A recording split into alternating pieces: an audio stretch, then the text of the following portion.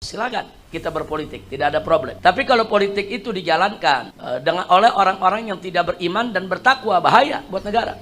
Karena nanti kalau preman, koruptor, munafik, zindik, kafir, harbi yang memainkan politik, hancur kita umat Islam semua ya kawan. Maka singkat kita punya amanah, pilih orang baik yang ingin menegakkan kebaikan. Jadi kalau kita tahu oh ini orang baik, pilih. Jangan ragu. Tapi kalau kita lihat calon pemimpinnya siapapun dia, kita lihat, oh dia suka film porno, ya jangan dipilih. Oh dia suka korupsi, ya jangan dipilih. Oh partai yang itu tuh musuh betul itu dengan ulama, ya jangan dipilih. Partai yang manapun tenggelamkan. Seringkali terjadi di kita punya negeri, begitu masuk pemilihan pemimpin, kita disuruh pilih antara serigala sama buaya. Jangankan umat, kiai aja bingung. Pilih yang ini buaya, pilih yang ini saudara serigala. Kondisi itu, kenapa itu bisa terjadi? Itu tadi, karena banyak partai-partai yang tidak lagi memperjuangkan agama. Begitu memperjuangkan agama, apa disebut? Pesantren Miftahul Huda, Kiai Haji Agus Malik Rawawi. Ada? Mana Kiai? Ya, silakan Kiai. Ya ahlan wa sahlan, ya marhaba. Assalamualaikum warahmatullahi wabarakatuh. Waalaikumsalam warahmatullahi wabarakatuh. Saya adiknya Kiai Nonop, Kak. Kiai Nonop, ya ahlan wa sahlan. Bagaimana Kiai Nonop, sehat? Sehat, alhamdulillah. Tidak banyak yang akan saya sampaikan, cukup ingin bertemu saja. Ahlan wa sahlan, ya marhaba. Namun ketika dulu Habib di Mekah sebelum perhelatan Pilpres dulu, iya, Habib itu mengumpamakan partai itu kepada najis dulu. Saya berangkat dari sini ke Mekah, ada partai yang Mogolado, Mukhofafah, Mutawasito kayak gitulah. Itu menjadi pegangan kami dan sekarang mungkin sebentar lagi ada perhelatan juga. Bagaimana sikap kami gitu. Itu Bib, cuma segitu aja. Terima kasih Bib.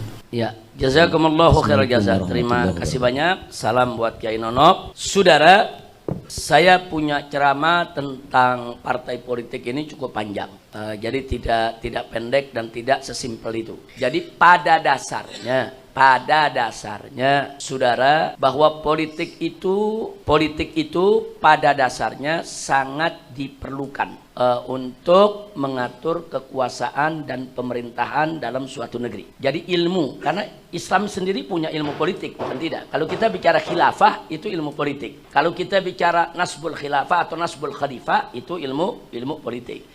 Jadi kita tidak pernah mengharamkan politik. Hanya saja kalau politik itu dijalankan oleh orang-orang yang bertakwa dan menjalankan politik dengan iman dan takwa, maka politik itu akan manfaat untuk maslahat umat. Karena politik tersebut akan i'la kalimatillah. Silakan kita berpolitik, tidak ada problem. Tapi kalau politik itu dijalankan oleh orang-orang yang tidak beriman dan bertakwa, bahaya buat negara.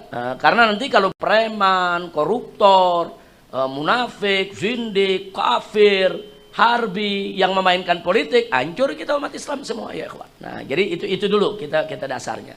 Nah, sekarang lalu bagaimana partai politiknya? Yang tergantung. Kalau partai politiknya itu memperjuangkan ajaran Allah, maka dia menjadi dulu kita ingatkan, dia menjadi Hizbullah, dia menjadi partainya Allah. Tapi kalau partai politik tersebut ternyata mereka menentang syariat, menentang ajaran Islam, bahkan menghina-hina Islam, mengkerdilkan Islam, memusuhi Islam, itu dia menjadi Hizbus Syaitan, dia menjadi partai setan. Nah, sekarang soal partai yang ada di Indonesia, ya nilai aja sendiri. Jadi apakah lebih banyak Hizbullah atau banyak Hizbus Syaitannya? Nah, kalau banyak Hizbus Syaitannya, ya itu tadi, saudara. Artinya apa? Artinya yang ada di sekitar kita banyak najis. Tapi jangan menggeneralisir bahwa semuanya najis. Kira-kira jelas ya kawan ya. Jangan menggeneralisir semua najis. Nggak boleh, kita takmim begitu nggak boleh. Tapi kalau ada yang punya penilaian, oh menurut saya sekarang ini lebih banyak yang najis, itu kan hak dia untuk menilai. Kalau ada yang menilai sebaliknya, itu juga hak dia untuk menilai. Tapi kan masyarakat sudah cerdas. Masyarakat bisa melihat lewat fakta dan realita. Saya rasa jelas itu. Nah, adapun ke depan, siapa yang mesti kita pilih nih dalam pilkada, pilkada, dalam pilpres. Jadi calon pemimpin yang model bagaimana? Baik itu calon pemimpin sebagai kepala daerah atau kepala negara atau sebagai anggota dewan. Ini kan pemimpin semua. Maka singkat kita punya amanah, pilih orang baik yang ingin menegakkan kebaikan. Jadi kalau kita tahu, oh ini orang baik, dia tidak pendusta, tidak pengingkar janji, dia tidak penipu, dia bukan pengkhianat, dia bukan pembohong, dia bukan orang yang jahat, dia tidak memusuhi Islam, bahkan dia orang Islam yang taat, menjalankan Islam. Pilih, jangan ragu. Tapi kalau kita lihat calon pemimpinnya siapapun dia, mau dia calon presiden, mau dia calon kepala daerah, mau dia calon anggota dewan, kita lihat, oh dia suka film porno, ya jangan dipilih. Oh dia suka korupsi, ya jangan dipilih. Oh partai yang itu tuh musuh betul itu dengan ulama, ya jangan dipilih. Partai yang manapun tenggelamkan kalau partai-partai tersebut merugikan Islam dan umatnya. Saya rasa jelas ya. Jadi prinsip saya dari dulu nggak berubah. Jadi kita bukan melihat partainya atau orangnya, kita lihat